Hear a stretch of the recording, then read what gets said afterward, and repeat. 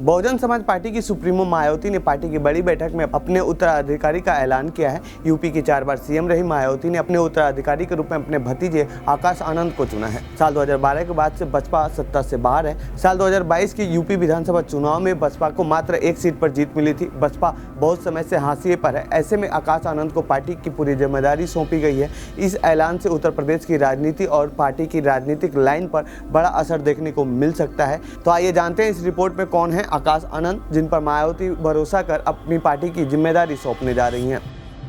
कौन है आकाश आनंद? आकाश आनंद मायावती के छोटे भाई आनंद कुमार के बेटे हैं, जिन्हें बसपा का नंबर 2 कहा जाता है। उन्हें पार्टी का उपाध्यक्ष भी बनाया गया था, हालांकि बाद में उन्हें इस पद से हटा दिया गया था। आकाश ने दिल्ली से स्कूलिंग की है। इसके बाद वह MBA करने के लिए लंदन चले गए। साल 2017 में वह लंदन से वापस आए। इसी साल सहारनपुर में ठाकुर और दलित के बीच संघर्ष हुआ था, जहां मायावती ने एक जनसभा को संबोधित किया था।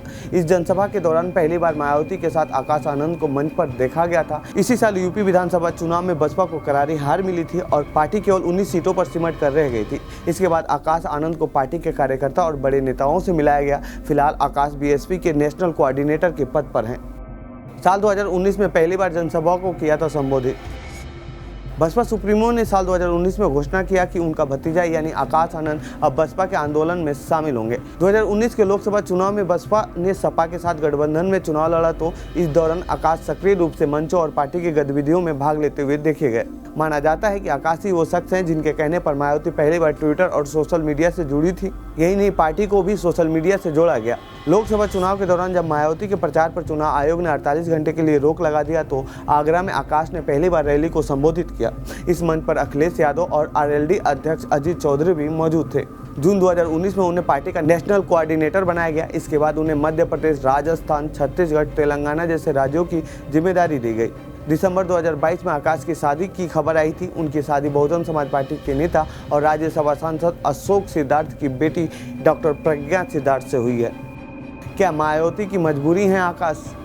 बसपा में आकाश के बढ़ते कद और उनके भाई के दखल की वजह से मायावती पर परिवारवाद का आरोप लगता रहा है, लेकिन मायावती ने इन बातों पर कभी ध्यान नहीं दिया और अब दलितों की बात करने वाली BSP की कमान आकाश आनंद के हाथों में सौंपी जा रही है। ऐसे में हो सकता है कि पार्टी के अंदर विरोध हो, लेकिन साल 2017 के बाद से पार्टी का ग्राफ लगातार नीचे गिर रहा है। राजनीतिक जानकारों का मानना है कि मायावती के इस फैसले से पार्टी के रणनीति में बदलाव देखने को मिल सकता है, जिससे संभव है कि BSP एक बार फिर सत्ता में वापसी कर सके। तो ये थी बसपा से जुड़ी हमारी रिपोर्ट। आपको कैसी लगी ये रिपोर्ट कमेंट बॉक्स में बताएं। साथ ही मायावती के इस फैसले पर आप क्या कहना चाहते हैं कमेंट बॉक्स में लिखें। बाकी देश दुनिया की खबरों के लिए बने रहिए जनसत्ता के साथ। धन्यवाद।